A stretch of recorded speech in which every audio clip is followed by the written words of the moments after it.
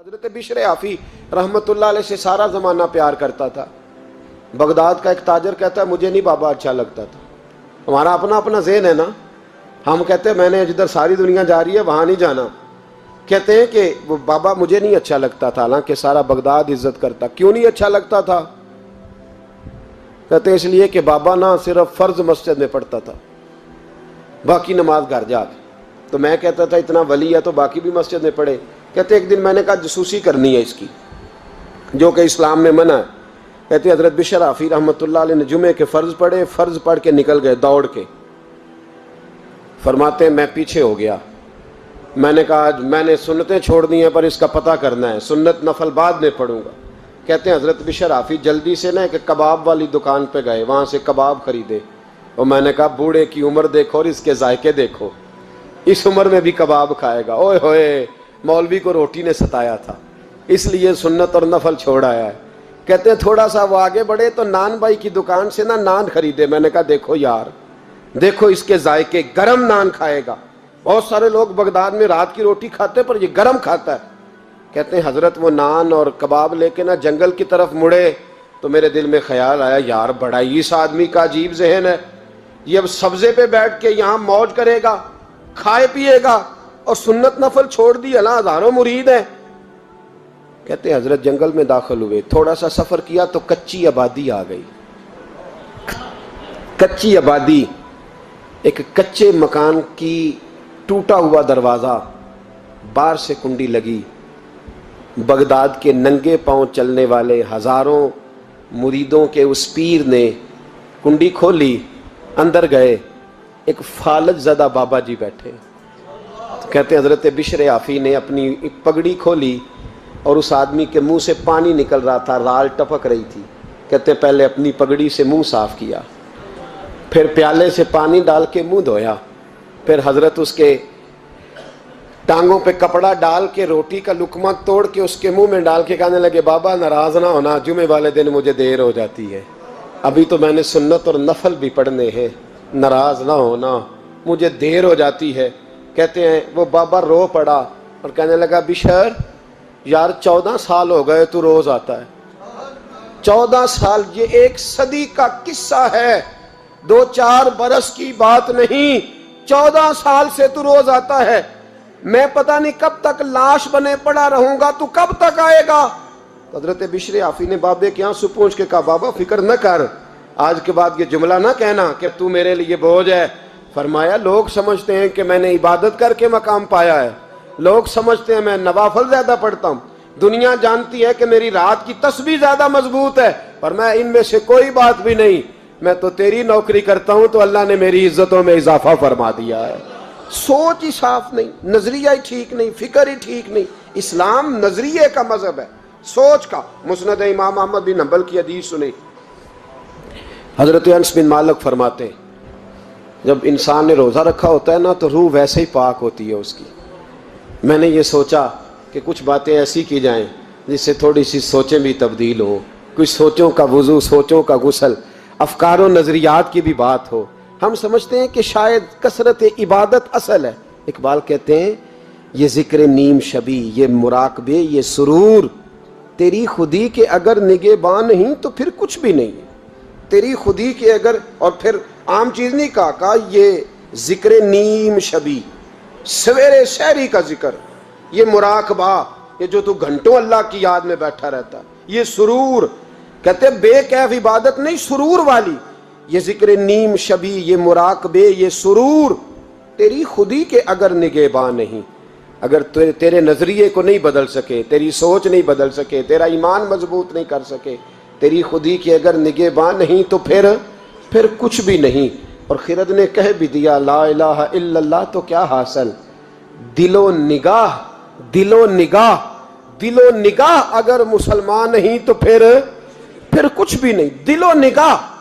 اقبال کہتے ہیں ایک دل کا کلمہ پڑھ، دوسرا نظر کا کلمہ پڑھ، ان پہ پابندی لگا۔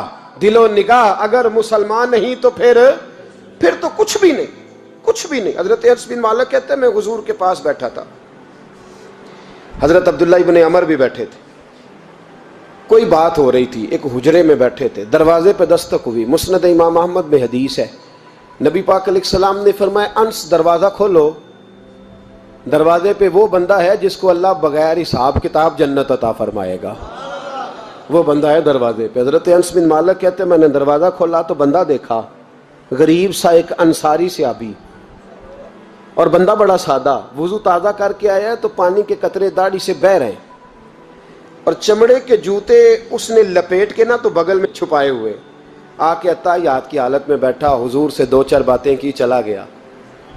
ہم اس کا رنگ دیکھتے رہے اور مصطفیٰ کا کرم دیکھتے رہے۔ اس کو حضور نے جنتی کہا ہے۔ کہتے ہیں اگلے دن اسی ٹائم اسی وقت ہم حضور کے پاس بیٹھے تھے، پھر دروازے پہ دستک ہوئی، حضور نے فرمایا دروازہ کھولو، دروازے پہ وہ بندہ ہے جسے اللہ بغیر حساب کتاب جنت عطا فرمائے گا، بغیر حساب۔ کہتے ہیں دروازہ کھولا، اور جیسے ہی میری نظر پڑی، بندہ بھی وہی ہے جو کل آیا تھا، اور انداز بھی وہی ہے جو کل تھا، اسی طرح پانی کے قطرے، اسی طرح جوتے بغل میں، السلام علیکم، کل حضور فلاں بات کی تفصیل پوچھنی مجھ سے رہ گئی تھی، غلطی ہوگی، دوبارہ آیا ہو۔ اس نے اپنی گفتگو کی، چند جملوں میں بات سمیٹی، چلا گیا۔ فرماتے ہیں اتفاق کی بات کہ دن تیسرا، بندے بھی ہم دونوں، میں اور عبداللہ ابن عمر، حضرت انس بن مالک کہتے ہیں دونوں بیٹھے تھے، سیم ٹائم سیم ڈے۔ پھر دستک ہوئی، حضور نے فرمایا دروازہ کھولو، اور مسکرا کے فرمایا دروازے پہ وہ بندہ ہے جسے اللہ بغیر حساب کتاب جنت عطا فرمائے گا۔ کہتے ہیں کھل اٹھے ہمارے چہرے، باہر گئے، دستک ہوئی تھی، دروازہ کھولا۔ فرماتے مجھے یقین تھا وہی ہوگا جو 2 دن پہلے آیا تھا، اور میرے یقین کے مطابق ہی کام ہوا، وہی بندہ تھا جو کل بھی تھا، جو پرسوں بھی تھا، حالت اور کیفیت اور انداز بھی وہی تھا۔ پانی کے قطرے بہہ رہے ہیں، اور اس شخص نے جوتے بغل میں دبائے ہوئے خدمت میں حاضر ہوا، بیٹھ گیا، بات چیت کی، چلا گیا۔ حضرت انس بن مالک کہتے ہیں تھوڑی دیر ہوئی تو حضور بھی تشریف لے گئے۔ حضرت عبداللہ ابن عمر مجھے کہنے لگے یار ویسے کتنے اس کے نصیب ہیں، کتنے نصیب ہیں، کوئی آیا لے کے چلا گیا، کوئی آیا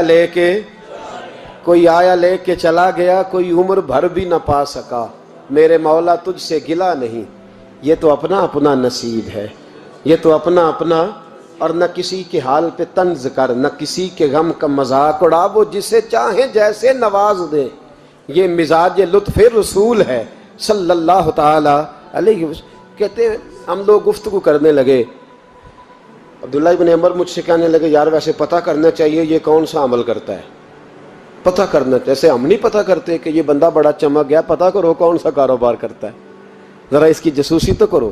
اور بندے بھی بڑے سمجھدار ہیں، وہ سائیڈ بزنس نہیں بتاتے، وہ کہتے ہیں وہ جو میرا علیحدہ ہے وہ نہیں بتانا، کہیں یہ نہ شروع کر لے۔ حالانکہ انسان کے پاس جو خوبی، جو اللہ نے اسے دولت دینی ہوتی ہے، وہ اپنا اپنا نصیب ہوتا ہے، وہ گھر میں بیٹھے بھی اللہ عطا کر دیتا۔ وہ کہتے ہیں کہ پتہ کرو کیا عمل کرتا ہے، تو حضرت عبداللہ ابن عمر کہتے ہیں میں اس کے پیچھے ہو گیا، اس سے سلام لی، تو میں نے کہا مجھے 2-3 دن کے لیے مہمان بنا لو گے، مان نہ مان میں تیرا مہمان، 2-3 دن کے لیے مہمان بنا لو گے؟ تو کہتے ہیں مجھ سے کہنے لگا کوئی گھر میں جھگڑا ہو گیا، کیونکہ پڑوس میں تو تمہارا، قریب ہی تو تمہارا گھر ہے، میرے مہمان بننے کو جھگڑا ہے؟